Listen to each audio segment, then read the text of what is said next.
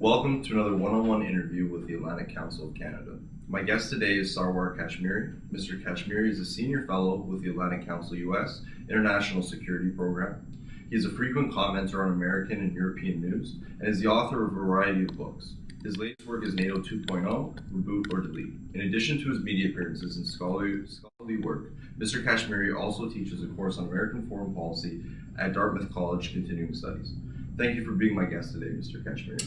My pleasure. Heard a lot about the Atlantic Council of Canada. I'm pleased to be here. Thank you. Let's go straight to the core of your book. In NATO 2.0, you suggest that NATO should be bridged to the European Union's military arm, the Common Security and Defense Policy. Right. Can you please explain how such a relationship would work? Let me step back a bit and just remind your viewers that over the last 10 years, the European Union, through its security apparatus, the Common Security and Defense Policy, has sent out over 88,000 soldiers, lawyers, scientists, consultants from Asia to Africa. Brigade level force that was deployed in Africa for 19 months, making peace in Aceh, in Indonesia, between insurgents.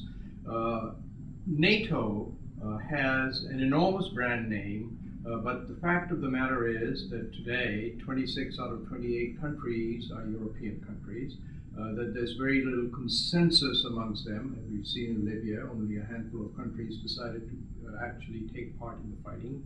And in Afghanistan, with the national caveats and so on, where most of America's biggest allies did not wish to fight but show the flag. And so my point is that why not take NATO, which has a brand name, which has done a superb job, still is the platform in which North America and Europe are able to work together, and connect that into the European Common Security and Defense Policy.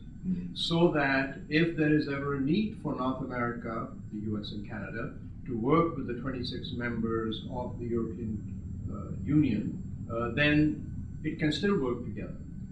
But looking at especially the direction in which American security policy is going now, with the focus on the East, and with Europe not having really any threats, wouldn't it be better to let the Europeans do their own thing with NATO and its mechanism, but keep NATO alive so that, and active, so that in case there's a big bang, that North America and Europe can work together. In NATO 2.0, you talk at length about NATO's mission in Afghanistan. Right. How do you believe that NATO's deployment has affected the organization? I think it's affected the organization in a number of ways. First of all, most NATO countries wanted to display solidarity with the traditional leader of NATO, which is the US, which they did. To their credit, they deployed thousands of miles away and were able to fill in some very sensitive and vital areas.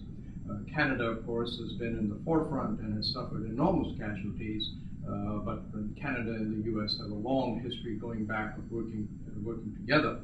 On the other hand, it is also a matter of record that most European countries did not wish to partake in the actual battle on the battlefield, which has nothing to do with their bravery or their ability to fight. What it does have to do is that the Europeans, because of their history, because of their legislation, are simply not amenable to fighting wars, and especially wars at very distant places from Europe. So the consensus has broken down. Most Europeans now wish for their troops to get out as quickly as possible, and that's what's happening. As you know, in France, we may still have a pullout by the end of this year if the socialist candidate wins the presidency. The Polish prime minister is very anxious to get Polish troops out, which is one of the larger contingents, because Poland is spending about $1 billion on their Afghan deployment, which is 1/10 of their national budget. And so I think what will come out of Afghanistan is a feeling never again for the Europeans. And therefore, I think this idea of NATO as a world cop will have a very short shelf life. That's what I think the basic impact of NATO will be. of Afghanistan will be on NATO. What is your opinion on European defense spending? Do you believe that there needs to be an increase to match American contribution to the alliance? Let me say that there's a real misunderstanding about the European expenditures on defense. There is a common feeling, especially in media headlines, that the Europeans don't spend enough on defense, which is totally not true. If you added up the defense budgets of the European Union countries, it's about $311 billion. Slight increase this year to make closer to $400 billion. Now, I might remind your viewers that $300 billion is what the American defense budget used to be prior to 9/11. And the US then was the world's only superpower and was responsible for security throughout the world. So it's not true the Europeans don't spend enough. What they don't spend enough, they don't spend it smartly enough so that they're duplicate of armored personnel carrier programs. There are 3 fighter jet programs. There are multiple battleship programs. And my position is that why would the Europeans take the hard decisions to eliminate this duplication and to work more smartly if they have an American credit card to bail them out since the Second World War? So in Libya, the United States wound up spending a little over $1 billion, and that's always the case. So they can have their cake and eat it too. And I say this as a big friend of the Europeans and of what they've contributed to NATO and to Western security. But that's what I believe is a fact, that they spend enough money, they don't spend it smartly, and they're not going to unless the United States says that the defense of Europe and its periphery is your responsibility. NATO's new strategic concept and the NATO 2020 report both call for a new era of partnerships with other countries and organizations. How do you see these new relationships playing out? And do you believe that the alliance can build new robust relationships outside of its framework? I think that this is part of the dream world that NATO has been living in.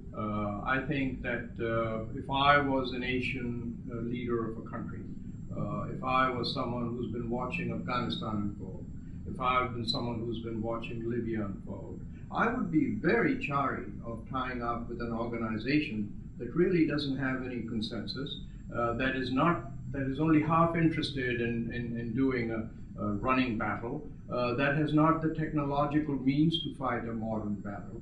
And why would I want to put myself in a situation where the consensus for making decisions is always with the West?